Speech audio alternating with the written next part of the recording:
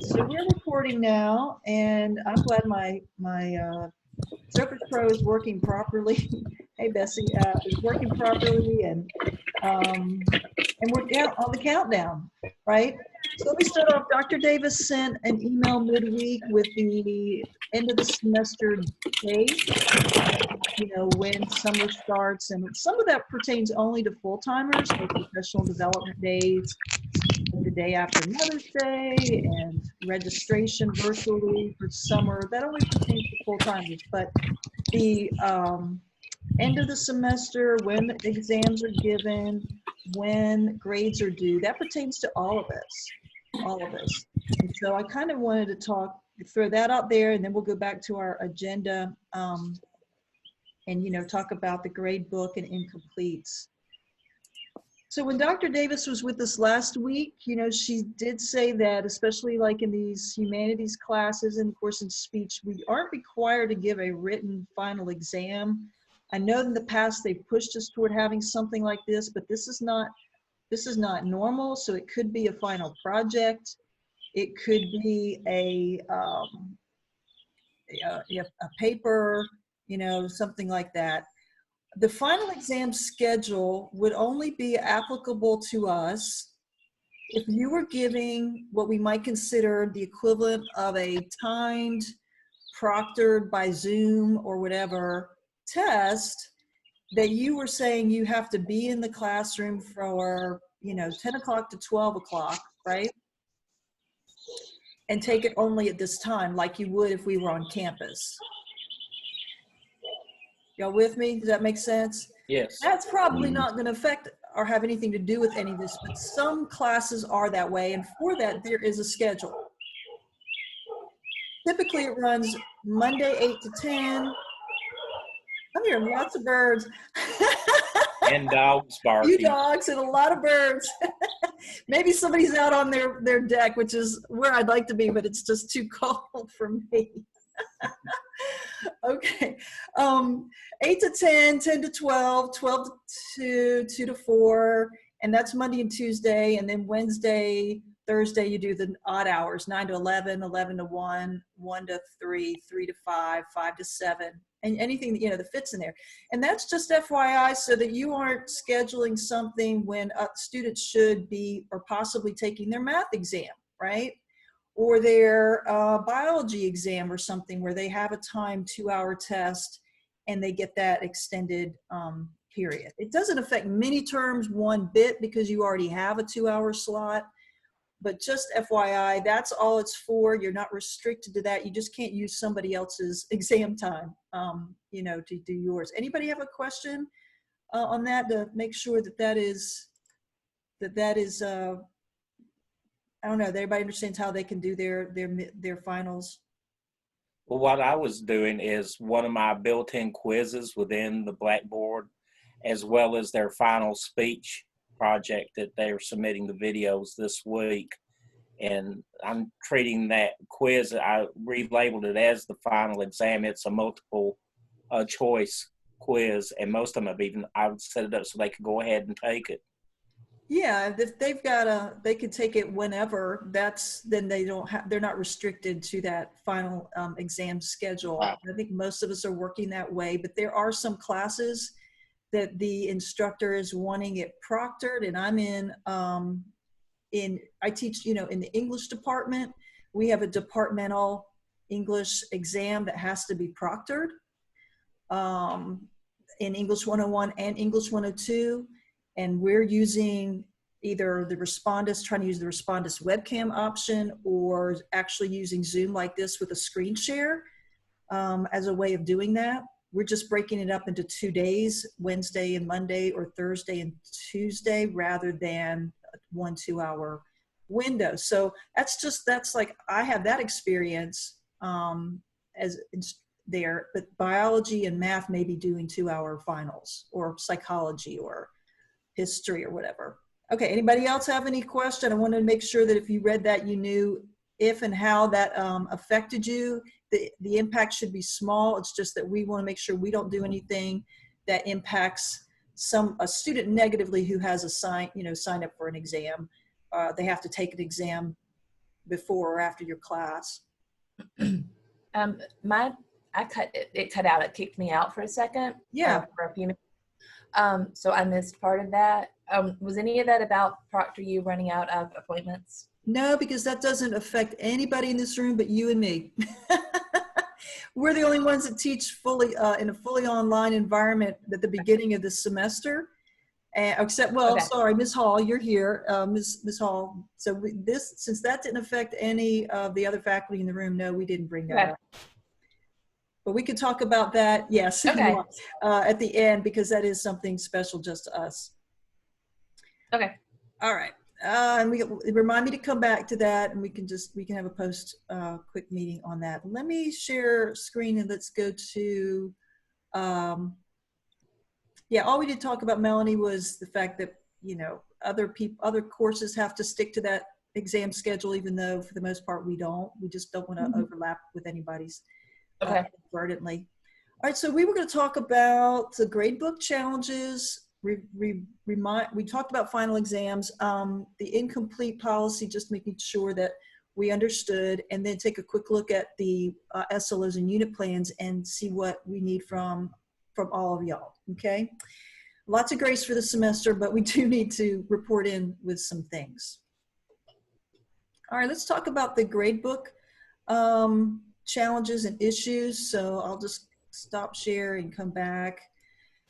Has everyone set up their overall grade in their Blackboard gradebook?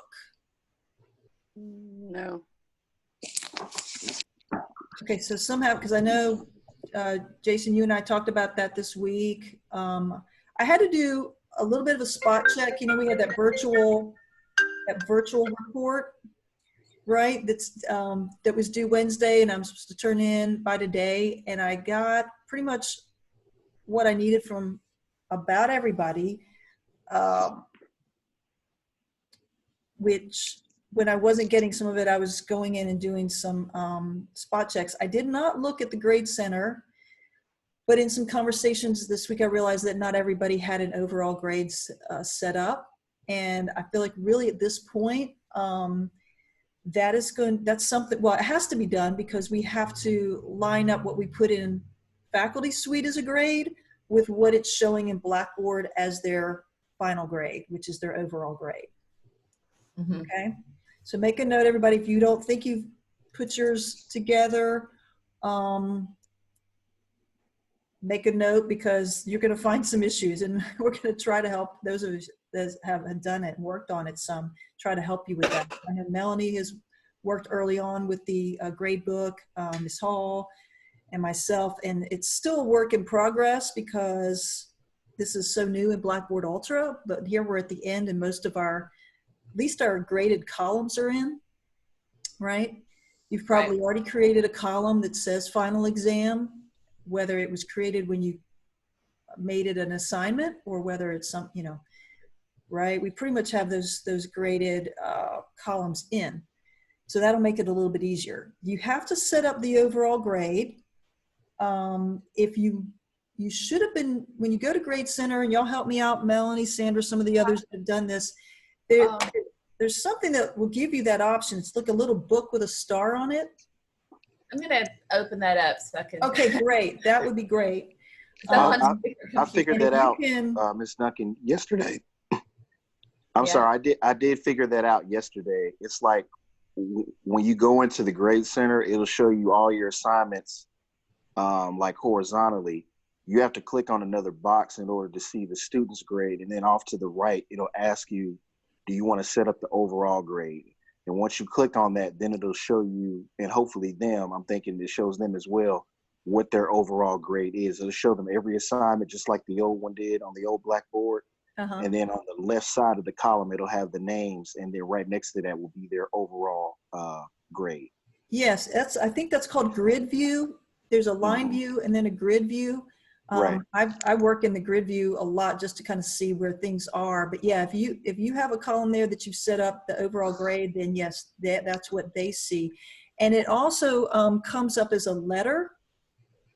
I don't know, has y'all noticed that? It's just a letter grade? Yes. but what my understanding is, and this is where I would have to, let's see, I'm gonna have to get out of the organization page and go to my other page. You can see a percentage, but they can't. That's my understanding. Is anybody kind of, anybody experience Yes, that? this is Sandra. Hey, yes. Yes. Yeah, what you see is if you click on the grade, because it shows as like an A, so A, B, C, D, F. If you click on that grade, it'll tell you what the percentage is, 90.5, 75.6, whatever it is. But students can't, my students couldn't see it, and I don't know if, you know, everybody else, but, you know, all they saw was A, B, C. Yes, that's my understanding, is that they can't see that. But we have to have that for dual enrollment. We only have to have the letter grade for faculty suite, but sometimes we have high school students that are dual enrolled, and you will need to have the final percentage, and that's how you would be able to get that.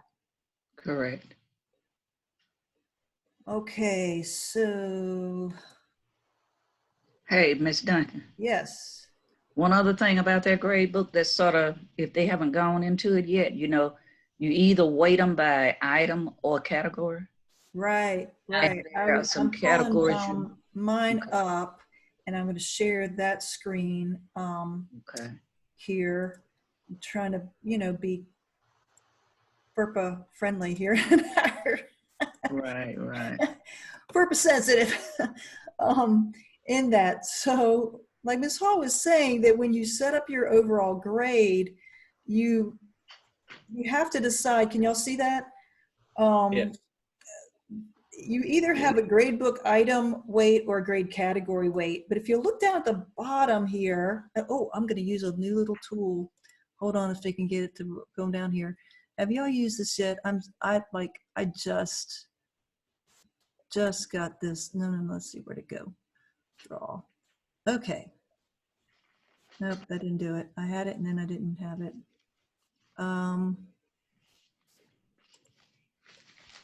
Okay, here it is. Look. Can y'all see that? Yeah.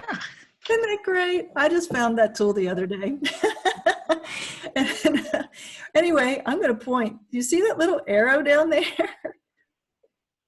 Mm-hmm. Yeah. Okay, that is really where you find out everything on here about to set this up. It's going to take you to, and this is how, you know, the rest is figured out. It's going to talk about grade columns, and then all the way at the bottom, and it jumps right to it. It says overall grade and how to set it up, and it goes through about the category options and the weighted averages. Okay, it's going to have all of that, and I think you can. So if you haven't done anything in it's not all the stuff in Ultra is not intuitive, and when you're used to doing it a certain way in Blackboard Learn, that knowledge doesn't really help us much here.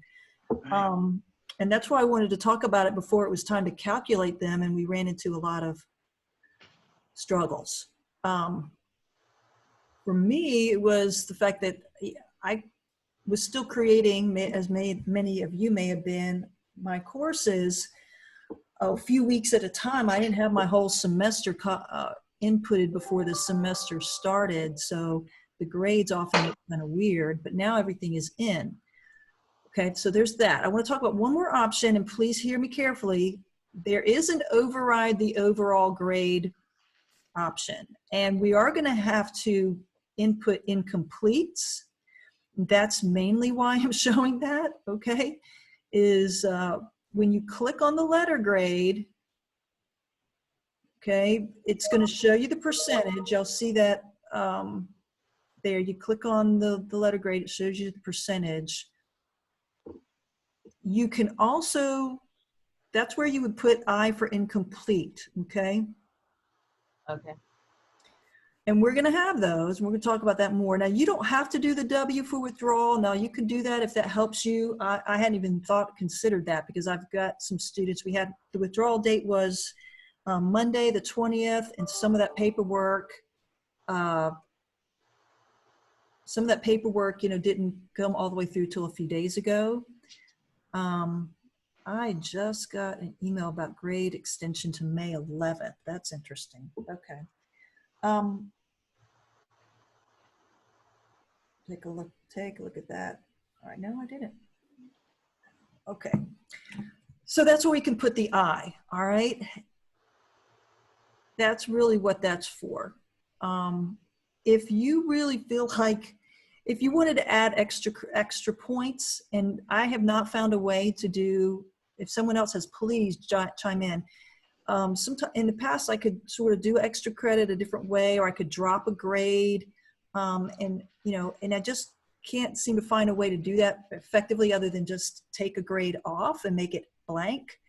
But if I decided that the student had earned 5 extra points or 1 extra point on the, I don't know, right? An extra points, and I felt they earned that, I could add that here, okay?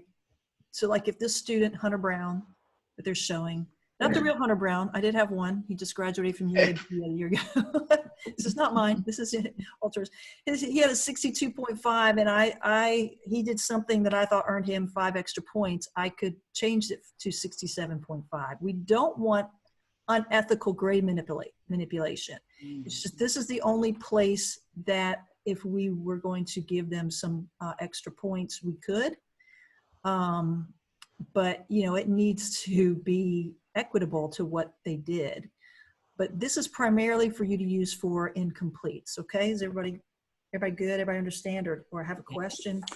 So I'm sorry, Ms. Duncan, that was going to be one of my questions. And I talked to my students about this in our Zoom yesterday, and I'm glad you mentioned it. So this is, and you're talking about extra points, bonus points. If we want to try to give them something at the end to help them with their grade, this is the column that we have to add that to. I'm saying that's the only way I've seen to do it. If someone else has discovered a way to do it, please chime in. There might be other ways. I mean, you could add points to an individual grade, right? An individual assignment. Okay, that's what I was going to ask. That'd probably be a better way. Yeah, that's what I was going to ask, if we could do that instead. And so based on that score, the system will recalculate the average. Yeah, because I've never just added it straight to the average. I've always added it to like their lowest test score. Yeah, that would be a better way for sure. Okay. Yeah. I just want you to know this is where we're going to put the incomplete in. Is that where you would click on the I I'm seeing on the screen here? Let me look at mine. Yeah, I think so. Yeah, we'll have to play with that a little bit, because I otherwise I'd have to go to my real grade book, and I really don't think I should be doing that. No. But let me go back. Can y'all see the category list that my yes. for that? I've left the Blackboard Ultra about grade columns, and I'm showing the categories. Can y'all see it, or do I need to go in and out? Yeah, we can see it. Okay. I can. All right. So mine are set up on percentages, and the way I've tried to make things work is to try to tweak these.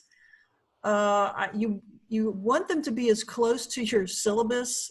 I mean, really, you're supposed to. But one of the things that I've run into is that I did not have a separate column labeled discussion in my syllabus. It was part of a general grouping of assignments. Okay. And then I had exams that were each 10%. So you see exams, there's 2 of those, each 10% for 20%. I have a major presentation that's a 10%, and or there's 2 small ones, sorry. And then there's a final project, which is 15%. So the rest of it, I've tried to spread out my 40 or whatever it is, 50, whatever percentage that was in my syllabus. I guess it's a little bit more like 55 here. Trying to make that equitable to what I've asked them to do. So 25 for quizzes, 25 for discussion, 5 for some very small assignments. But I could change that if I felt like that represented the way I want it balanced. Now, by the way, this test that I'm not counting, that is something that's in their Connect ebook that was not required. So if they did it, I'm going to add it into their quiz average or something as bonus. So I didn't want it to factor in. That's why that is, taken out, even though it kind of shows up. Attendance if you were taking attendance through Blackboard, it will show up in here. This is my regular online class, so I never did that way. But you can simply hit that little, you know, round circle with a slash and exempt it from being counted, because we don't, you know, count it that way, right? That's not in our syllabus. I've done weighted categories because that's the way my syllabus is set up, and that's the way I've done it before. They do have an item weight, but again, I refer you back to it, whatever works best for you and how you want to set those up. We just have to have one, and you want to be the person that says, how I have it set up and what they've done matches what I would expect, right? So that there's nothing wonky. If a student is mostly making A's and B's and maybe has 1 or 2 random bad grades, you know, and they have a D as an overall grade, you know, there's a problem, right? I did that check today because I had a couple of students who most of the time is doing fine, and then I'm just checking, you know, their overall grade is not fine. And then I looked, and in this online class, I had 2 students that did not take their midterm exam. Well, that's a big weighted thing. And when you have a big fat 0 in your midterm exam, it's going to impact all the other little, you know, grades that you did fine. But I took a look just to make sure that everything looked like, you know, looked right. So that's what I'm just saying is put it together, make sure it looks right, tweak it in the those columns until, you know, it does look right to you. Anybody else have anything they want to add into there? But this is that little question mark will bring you to this page and help you with setting up your columns and anything that we do. So we can find that. So we'll find that column and everything, like how we can set it up where all the students can see their percentages. No, they can't see their overall grade percentage. They can only see the overall grade letter. Oh, I got you. Now, on the individual assignments, you have to determine when you edit those and set the settings whether you want it to show as points or percentages. That's on you on each individual assignment. But we were just talking about the overall grade. Okay. I was just okay. Thank you. Yeah. But thanks for asking that. Clear that up. Listen, Dr. Davis just sent us an email saying that they've extended the date to May 11th for students for grades to be done, or let's see, what did she say exactly? We extended when grades are due to May 11th. Use this extra time to extend your final exam time or to have students work on completing assignments. What they're trying to avoid is incompletes, okay? Try your best to issue grades and not incompletes if you can avoid it. Okay, if students were otherwise passing, they don't get extra time. And that only means if they were passing up to, okay, let me clarify that.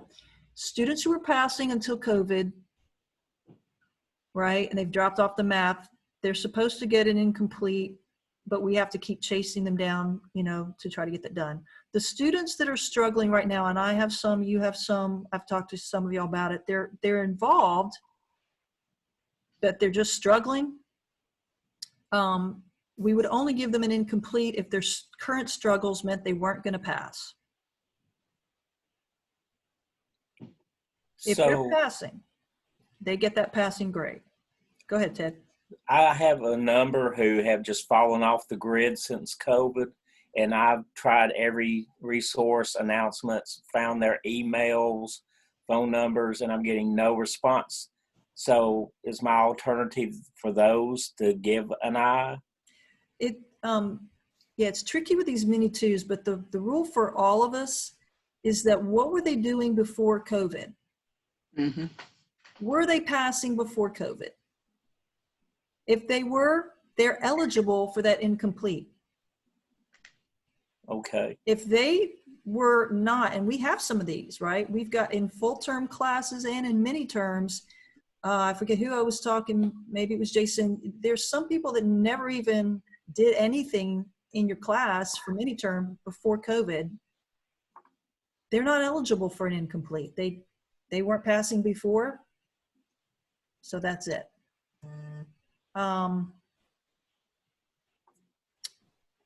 I know usually the process, and tell me if I'm wrong, when you do give an I and you chronicled it and stated the reason why, you have to set up a plan for them to finish that off. If I'm not going to be teaching this summer, who does that fall to? Okay. I don't want to dump off a bunch of students that I'm all of a sudden not going to be there to assist. Yeah, well, were you here last week? Or because Dr. Davis was with us talking to us about that, not last week, sorry, 2 weeks ago. I think that's the one that I wasn't able to get in. Okay. What she said was there's, and y'all help me if because I'm trying to remember this, but there is an understanding, all right, that part-timers in particular, an incomplete extends on. And there's a twofold thing here. One is that you are responsible to bring grades to completion for your students. And that's why they're extending time for grades to be due, to please do that, right? Get that done. But even in a regular time period, if you issued a complete, you would still have to work out until that was completed, right? That student and that class is still your responsibility. It's always been the responsibility of the instructor to communicate with that student and then grade what they have and then turn in the paperwork to say they've completed. Okay, so that's still there. Now, if we have a large volume and you need some assistance, we'll try to, she said, I don't know who she was thinking of, who's gonna, but really the instructor has to carry that through. Now, that does not mean that you are still teaching, right? Because you've already taught. And I think what puts us in a better position right now is that we're recording and putting everything out there, right? So they should be able to go back in, and if it's last week or the week before or whatever, and go right back into the course, see the instructional materials, watch the videos, take the quizzes, turn in these, whatever, right? Without you, except that you have to update the grade. Okay. Does that make sense? Is that making sense with everybody, that we've got those materials? What we said specifically is we need to know who, I would need to know as your department chair, who after this is all said and done, right, May 11th, which classes, and you have student names that are given incompletes, and then I think maybe even an email that shows that these are the things they need to do to complete, like a list of things. And I know different ones of you, I've had to help track this down with students before. We're trying to avoid a large number, but maybe you have student John Smith, and he has to complete and pass, he has to turn in his informative outline, do quiz number 4, 5, and 6, turn in the persuasive draft or whatever, and complete the persuasive speech, right? And those are the 4 or 5 things that that person has to do. That's been sent to the student, and here's the cutoff. This is, you have 6 weeks. Now something, that's what has to be done. And at the end of the 6 weeks, you grade whatever, go in and see what they have and update their grade. If it's not passing, they didn't do it, it's an F. However, my suggestion in managing this comes from my colleague, Dr. Schwamberg, and I shared this with somebody this week, and they're like, I like that idea, because it's a lot to manage. So she says every Friday, see you, Leah, thank you. Every Friday she just checks in. She has her list. She knows which sections, right, and what those names, because she wrote them out. And she goes back and sees if there's anything that they have done that week. And she just goes and, grades that one if it's in, updates it, whatever. And I don't know how many times she goes back in and says, hey, I've updated your grade. I don't think she does that. But she did tell them every Friday for the next 6 weeks, I'll see what you have done. I'll grade it, and you'll see how see how it goes. And I thought that was an awesome idea. I know I'm going to use that, because otherwise it just goes out of my mind. I don't remember who I'm checking on, and it becomes not so tedious. you know, as that, but I have my little list. So that's my plan, because I know I'll have to do it when I normally don't give incompletes. But again, they're really trying to say, work with whoever. Don't give incompletes just because someone's not doing their work, right? This is for the student that's been impacted and cannot complete their course because of COVID, but they were doing fine before. And then anybody that's struggling right now, trying to give them that extra time to get whatever it is. I'll give you an example. Right now I have an English 101 student. She reached out to me last night. I'm gonna try to be on Zoom with her later today. She's been very consistently coming to class. She's passing, but she struggles with some really basic computer skills and using Microsoft Word, and she's taking pictures of things and sending it in instead of typing it up. And she's like, how am I going to do my exam, which has to be, you know, in Zoom or Respondus? She's not able to get a Respondus lockdown browser downloaded. As right now, she can't complete her final exam unless I can help her resolve it. And so my thing is, I've got 1.5 or whatever it is, 2 weeks, maybe 2 weeks to try to work this out with her. I'm going to try to work it out today and say, here's a way you can get your proctored exam, you know, done. I have to help her. So, because otherwise it hangs out there. But that's a person that's eligible for an incomplete. If I can't get this resolved, if it's a technical issue I cannot overcome for her, then she becomes eligible for incomplete, but the only thing missing is this final exam piece. Okay, Alice had a question, and it was, does Blackboard have the capacity to tell us if a student has logged in? I've had a hard time finding that information. Has anybody else found that? I found it was easy in the old Blackboard. I kept that up. And so that was one way to track them. Has anybody else seen maybe a way to do that? I think the only thing I've noticed is that when they submit or take a test or submit their speech, it timestamps it. Yes, that we can see. Like I've tried looking at the roster, and that didn't help me. Now I know the emails or the announcements will let you know so many out of the number have viewed it, but it doesn't. Is there a way to tell which of that? It says 9 out of 17 viewed this message, but I have not been able to discover which are those 9. Yeah, the only thing I've been doing right now, because I've had a few, you know, they'll have a surgery or something or other, and they don't tell me till some medical thing, and then after they start coming back in, I'm like, where you been? And you're behind, and they're like, oh, well, I was out sick with this whatever at the doctor, whatever, and like, okay, well, you know, I need a little doctor report, but you can get caught up. The only way I've been able to see if someone goes back is that little new submission in the grid view. It'll say new submission. Now that doesn't work perfectly because it might be the second attempt. And I never, you know, I only graded 1 attempt, you know. So, but it is an indicator that there is something in there that wasn't in there the first time around. That's all I found. Anybody else found anything, Melanie or? No, that was something I was looking for too. Yeah, I wish it would give us a little more of a ding ding, somebody has just turned something in. And I thought that's what we would be getting on like Activity Stream, but mine are there's so many things coming through. I can't really use that function. No. Blackboard Ultra's really just let us down. There's a lot that it doesn't do that it should.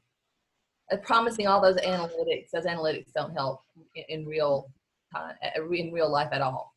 Yeah. It's not the analytics we need. It's not. It really isn't. I don't use the discussion board, all those analytics about sentence complexity. Thanks. That's not what I need from you. Right. You know, that's. Bessie, do you have a question? If you can unmute your mic. You got to unmute your mic though. We can't hear you. Bessie? I still can't hear you. Can anyone hear Bessie? No. No. We're not able to hear you for some reason, Bessie.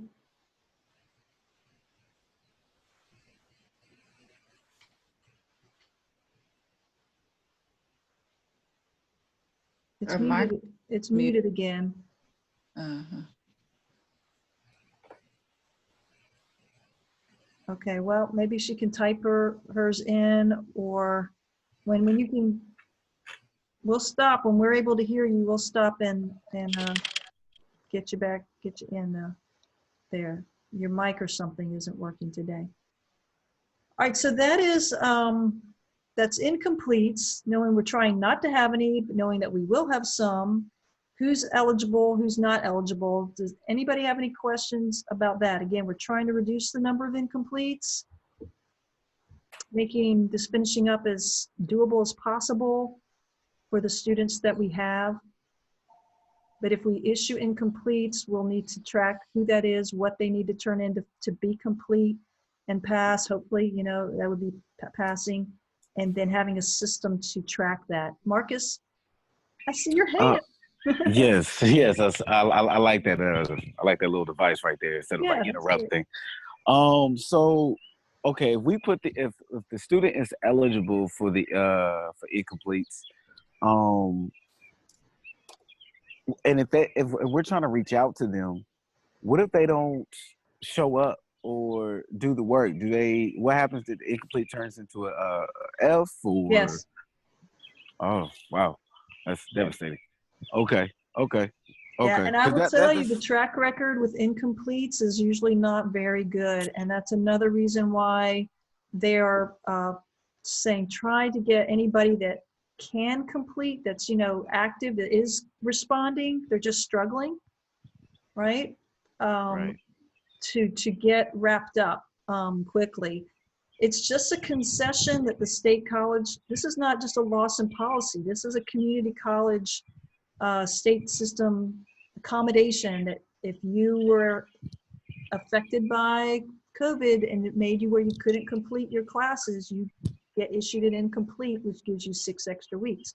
And nobody knows what's going to change during those 6 weeks, right? We don't know if students can get access to a better computer or an internet connection or, you know, what, we don't know. But that's what the state is saying. They're giving students that extra time. But again, it's only the students that were successful prior to COVID that are struggling now after. We have quite a few that were struggling before or weren't showing up, and they're not eligible for extra time. Is there a way of seeing, am I to assume, and I hate assuming, if they're still in Blackboard, they did not withdraw? Yes, you would get a withdrawal. Alice? I can't hear Alice. And what do you mean by still in Blackboard, Ted? When I go into my grade book and see who all's enrolled, they're still listed as being there as a student. That's correct. They do not remove the student from your roster when they withdraw. You get an email about withdrawal of a student, and when you go to do your course, attendance, when you go to do your attendance, it'll show a D, withdrawal by dropped, D for dropped, when you do record attendance. Oh, and faculty suite. Okay, got you. It tells you who's dropped your class. Okay. But they'll still be their name will still be sitting there in in your Blackboard. They don't take it out. Now, according to that little thing I saw, you could put a W by their grade if you wanted to. Here's what I'm doing, and to help me, I did record midterm grades for most, if not all, of my classes when they were requested in Faculty Suite. That gives me a pretty good list of who is eligible and who is not. What I also did was, for a while, if they were real spotty, I put zeros for grades that, you know, as they were coming in, because I did that as a, hey, you're missing things and it's affecting your grade notice, okay? But as some were sort of in and out and saying I'm having issues or whatever, I have gone back and I have, you know how you can take the 0 out and just make it blank? You can remove a grade, an individual assignment. I've taken those out, so that what I get is the grade that I see is based on where they were when they last participated in the class, like March 18th or something. And that gives me another good picture, because that's a couple weeks after midterms, to go, that is what they were doing prior to going virtual. And that helps me determine who would be eligible for an incomplete or not. Because based on all the zeros, they've failed, right? If I just base it on they haven't turned anything in since, then they have an F. But that may not have been what they had March 18th. Okay. Okay, so that's what, yeah, they still sit there in your Blackboard list, yeah. Okay, the last thing is to look at and I wish we could have gotten it a little bit earlier, but I'm gonna share the screen for, whoops, get this up, for our SLOs and unit plans. So what we have in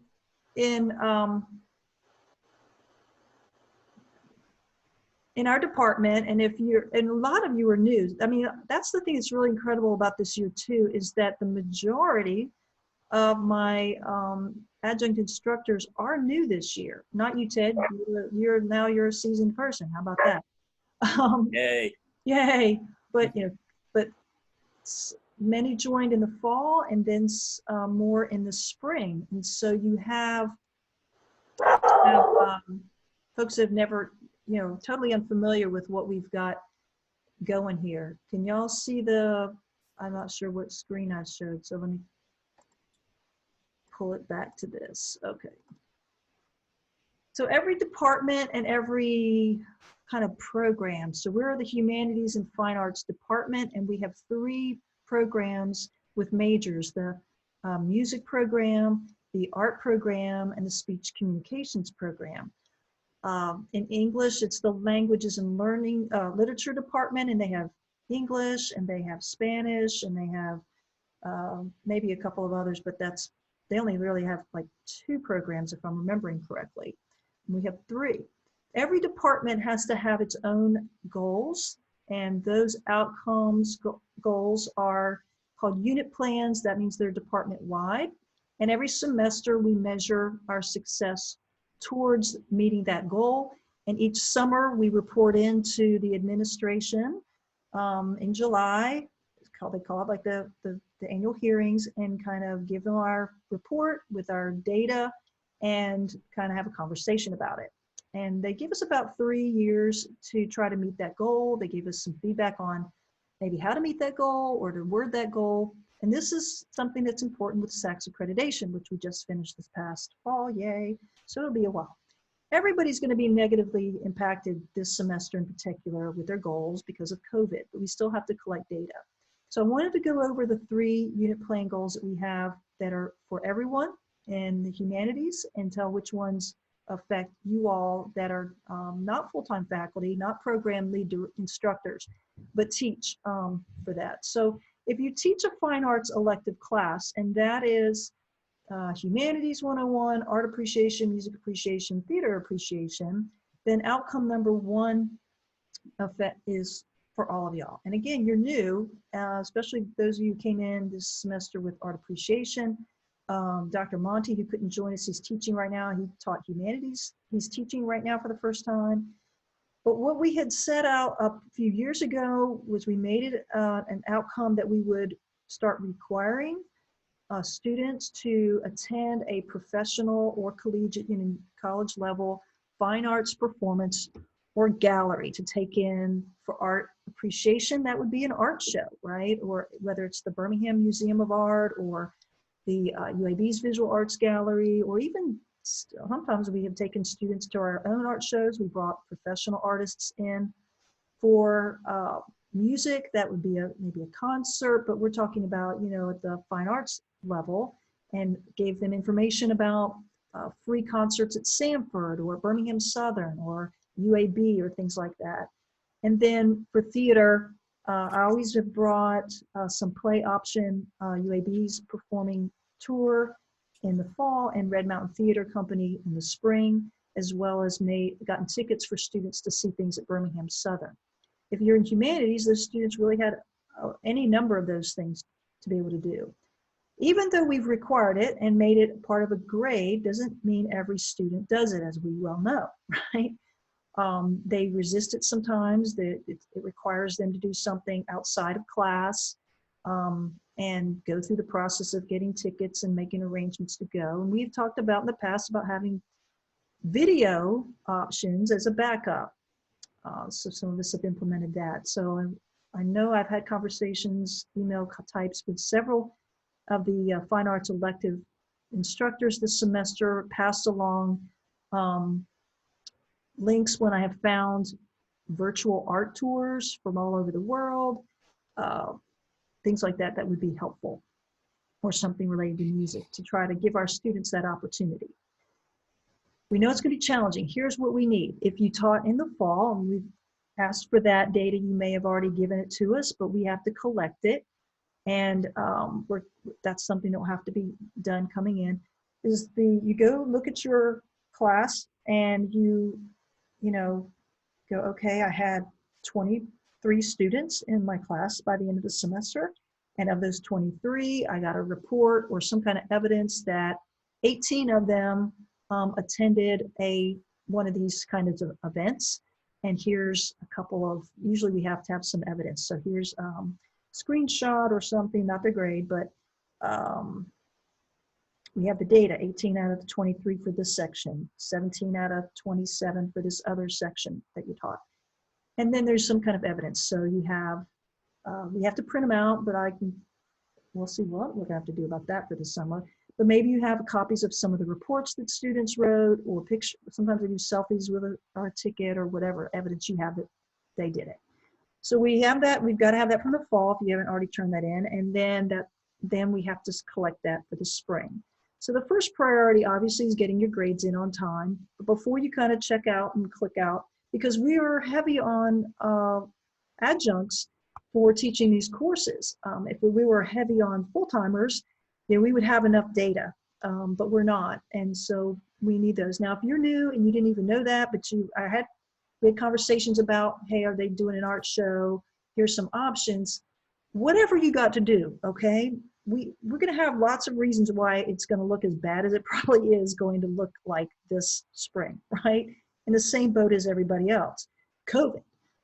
When you're new and you're like in art, you're substituting, you didn't start the semester with this. Those are all very valid reasons why things didn't happen in the way they would in a normal semester. I just need to know what did happen, okay? You understand? It's not like, this is not going to go on your evaluation, all right? What would affect your evaluation, your annual evaluation, is you just don't respond at all. When I ask for these things and I get no help, then I'm stuck. Melanie, Bessie and I, we go to the hearing and we're like, well, we only have this data, right? We only had, these are the people that gave us information. And so, yeah, I mean, if things happen and you didn't get it done for whatever the reason is, that's the reason, and we'll try harder, the next semester. Y'all with me? Y'all understand? So this is for the spring semester. Well, we have to have data from the fall and the spring. Actually, this one does not affect speech. Okay. This one does not affect speech. This is the fine arts electives that I listed, at the start. Speech has its own set of SLOs that Melanie has, and Melanie needs, I may not have refreshed, but they're supposed to be posted up here if they haven't been given. The other two unit plans do have some speech impact, but it's very minimal on adjuncts, okay? We're trying to increase the number of students that participate in competitions in some way. And that includes, it's not a competition, but exhibiting their art, getting their stuff out there outside of the school, or at least out to the public. And on my actual report, I do have the baseline for art. I'm going to pull that one up. And then the last one is trying to increase the number of majors that we have in our program. Our baseline right now is 47. We're trying to increase that by 15%. I think we're somewhere at this semester 55, and I haven't checked the percentage. Okay, can y'all see this document? All right, so this is the form that we have, and it says that we're trying to move from, I think I guessed at this, I've got to get the actual baseline data. It's somewhere around 60% of our students were attending that gallery or exhibit, and then our goal is to, make that 70%. So you can kind of look at your numbers and go, okay, I don't know if mine are going to be 50% right now. It's just that awful, even though I've given mine virtual options. So whatever it is, that's what it is. Let me see if I can find nope, that's that one. Sorry, close your eyes if this makes you sick. Okay, there's the one about majors. We're trying to get from 47 to 54 by the fall 2021. We're making good progress on that. I think we're somewhere around 50 to 51 for the spring. And so it's inching up, but that's not something that, adjuncts have to worry about, okay? All right. The other one is increasing the number of students, and anything you can do to help us with that. We've had in the past, as you know, if you've been with us before, this semester, we've had the art showcase, or not art showcase, speech showcase, like November and March. We had one in November. We have had students in speech go and compete out of state even. I mean, we've taken them to Tuscaloosa in the fall. We have had students even last year going to Tennessee, to Texas to compete in speech tournaments. We've only had a few, but we have had some. I don't think we did this year. I think we've got thanks to Bessie, primarily, we do have met our goal and exceeded it for the music majors, because we've had an incredible year with the jazz band. And they have performed, first of all, they performed all over the place on campus. And then Ms. Shelton created the off-campus opportunities that thankfully came in before COVID in February at 2 churches. Dr. Ward also got them a gig, so to speak, at the Bessemer Chamber of Commerce the end of January. So, and the baseline had been 12, and I'm pretty sure that we may have had more than that, Bessie, if you can get the roster of who we got in on terms of numbers. And then at least 2 art show opportunities on campus for art majors. We were able to get the one in this semester for Black History. I know we had the one in for the coronation, and we had as many, our baseline has been 8. So, you guys are not directly responsible for these, but many of you help. And so like Alice and Leah in particular, we wouldn't have pulled off the art show Black History Month, February, without Leah Hamill. She had to go to an appointment at 10 o'clock. And kudos to her, I mean, because the art program this semester, because Ms. Blankenship had to take some leave this semester, fell on her. And so she and I worked together to get that art history, Black History show. But that's not something that Alice, you would have to, worry about, okay? We didn't get all the art SLOs. I didn't get them all from Lynette before she went on leave. So hopefully I will get them soon. And if I do, then I'll ask Leah and Alice if you can give me any data on that. But right now I don't know what data to ask for, and I apologize. And that may be my report that I didn't have it. Oh, there we go. Okay, so here's the speech ones. Let me open that up. They are in our organization page, and here it is. Okay, so you should have the data on your informative speech presentations, unless you got incompletion. And Melanie, jump here at any point. I'm trying to check the chat so that. Sorry, I was muted. Yeah, I understand. I mute when someone walks through the kitchen. Yeah. Well, where are the speech one? Let me get Bessie's and Alice's question. Yes, Alice, exactly. That's what I'm doing with my humanities. They were given, and it's due by this Sunday, they were given the option of a virtual tour of an art museum and writing a report, or they have a video presentation option, because that's the online, and I usually require both, but it's weird times. So yes, the virtual tour, that's what's going to count this semester. My theater students had the opportunity to see Porgy and Bess. Not all of them read the report. They have a video option as well. So yes, absolutely. Bessie, Yeah, you've got to direct them back to Blackboard, yeah, for submissions. Okay, but try to, whatever help they need to get that in there. So this SLO for speech, 70% of the students will demonstrate proficiency in creating and presenting an informative speech. How do we measure that? Well, the way we reach it is that, we have them prepare an outline, right? We know how important that is. We give them feedback as they are inventing their speech. I'm looking at the gray area, and I should be annotating here. And then note cards and presenting, we give them feedback, right? Melanie, do y'all do, like workshops? That's type of feedback. Is that what you're thinking there? For which one? For Number 3 on the targeted activities. Well, yeah, it's just part of class. Yeah, exactly. So it's just the things you would probably typically do. On here at the bottom, we actually only have to measure what lets us know that they have proficiency. Is it the grade of a C or higher on their informative speech, the actual speech itself? Yeah, overall grade. Okay. On the outline of a C. All right, and that's something that we can update so that so that way, like Ted and Quinice and the others know, well, what is proficiency. So a C or higher on their informative speech. Okay, so that's really all we have to have. What we do is we do have rubrics that we base that on, right? We don't just go, I'm feeling a C, I'm feeling an A, right? Nice kid, we'll give them a B. You have a rubric that you use, and that would provide, the criteria, but the actual data that we need from you all, Ted, Jamon, Marcus, all the speech instructors, is 2 things. One is how many of your speech students, gave an informative speech, right? And out of them, how many were successful, like got 70% or higher, C or higher. So if you had 20 that gave a speech, did 17 of them pass, right?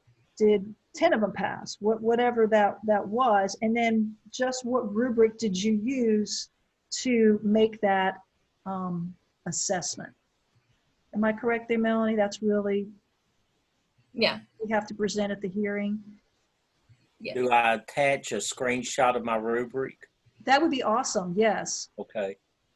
Now and we have this report that you're illustrating now, that's within Blackboard.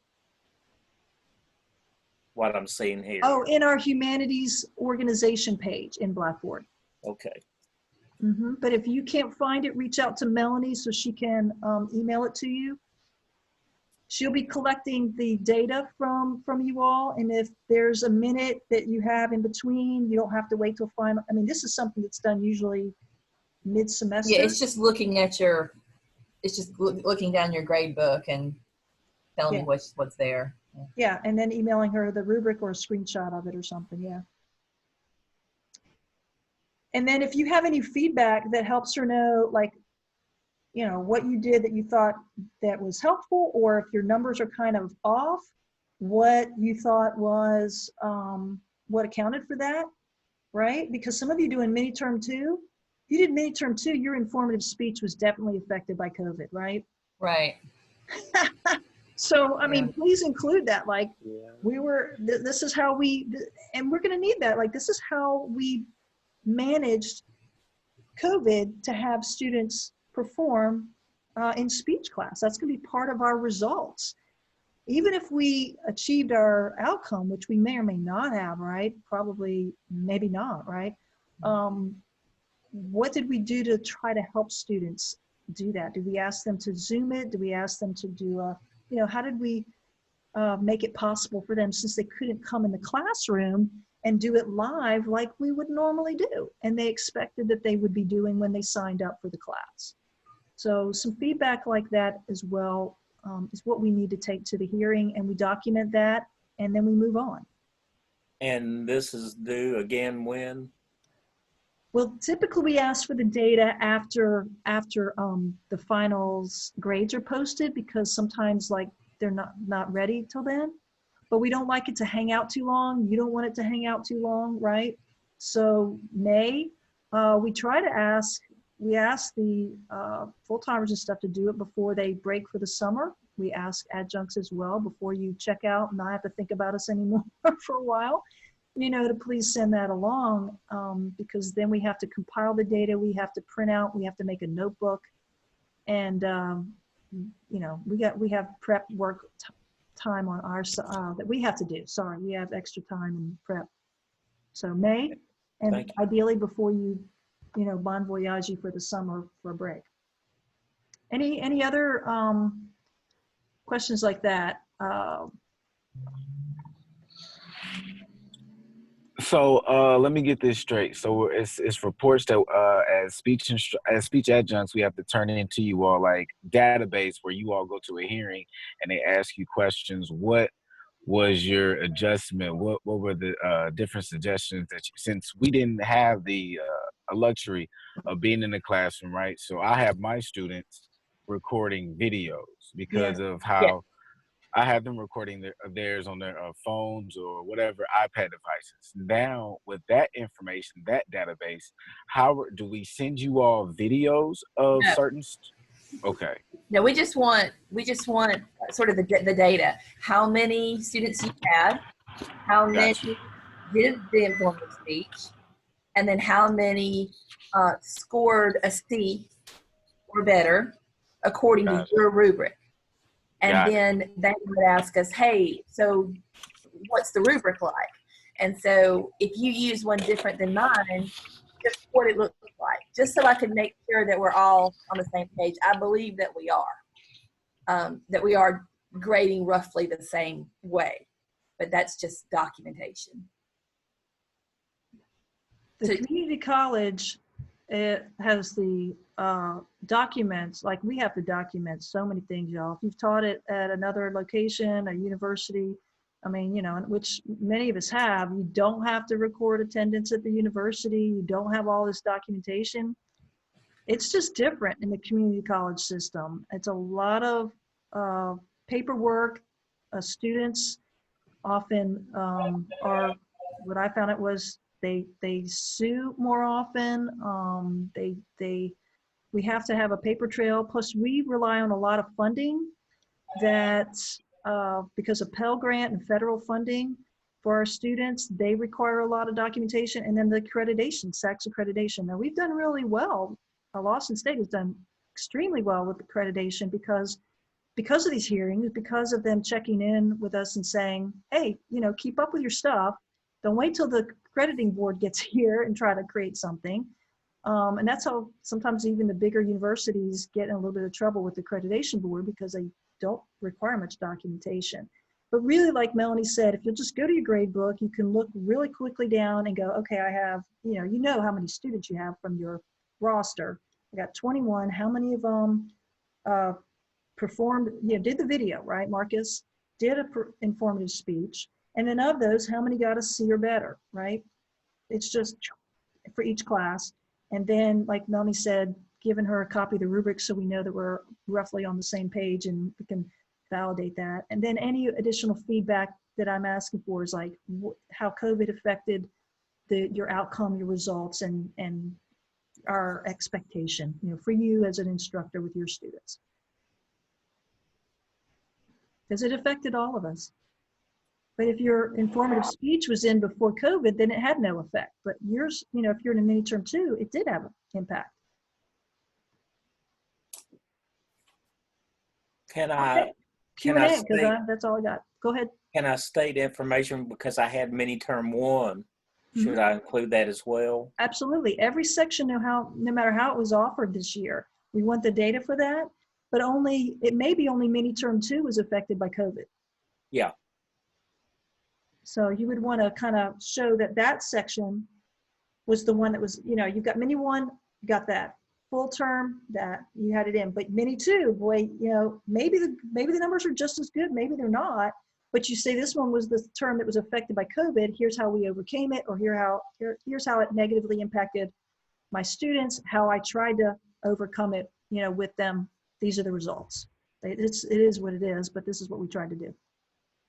Same for the whole virtual tours, you know, and students I mean, they may end up passing class, which they can without doing it, right? But we just need to know how many actually did it and what we provided them as an option before the semester went away. Okay, any other Thank you. questions? Anything else? I need to tell them something. Yeah. So that is one of the student learning outcomes for speech. The second one is 5 questions that just sort of, instead of having an SLO about the entire final exam, I added 5 questions that are separate. They're like a little quiz, and I put them all in the sections I have access to for you to see. You don't have to count it for a grade or whatever, but if the students would go in and just very quickly take those questions, you don't have to count it against them in their grades. That's up to you. But just for me to know how many students can answer all 5 of those questions, and they're really general things about speech. And that's the other data that I need. And again, it's just looking at your grade center and saying, this number did it, this number got them all right. And it's not to evaluate just your section. It's all rolled together to see if we are, where we are with speech and what we need to adjust. Okay, and a second thing, when I did that, I required the lockdown browser. I'm going to redo it and not require that because it's something that they have to download, and that's going to cause you questions, and I don't want you to have to deal with that. So what I'm going to do is just put a time limit on it, like it's a 5-minute quiz. Like it's just, they just read it, answer it, because we don't want them to worry over it. We want to see that it's like, what are the 3 parts of a speech? Like introduction, body, conclusion. These are the things a speech student should know, or at least be able to guess when they leave speech. So when you go into your course and you see that there, that's what it is. And please just reach out to me about it if you have a question. Or is that in my shell? It should be. It should be, but I'm going to have to amend it to take off that lockdown browser thing, because you shouldn't have to deal with that. This is just something that they should do so fast that they're not going to be looking at the answers. Is that something you can send me a link to, or how would I do that? It's just in your course. Oh, okay. And the title of it is 5 questions? I think that's what it's called, 5 questions. Okay, I'll look for it, and if I have a problem, I'll get in touch with you. Okay, so again, it's up to y'all, whether you use it for points or bonus or whatever, or you just tell the students that it's not for any grade, it's just for data, however you want to handle that. I'm not trying to throw off your grading scheme.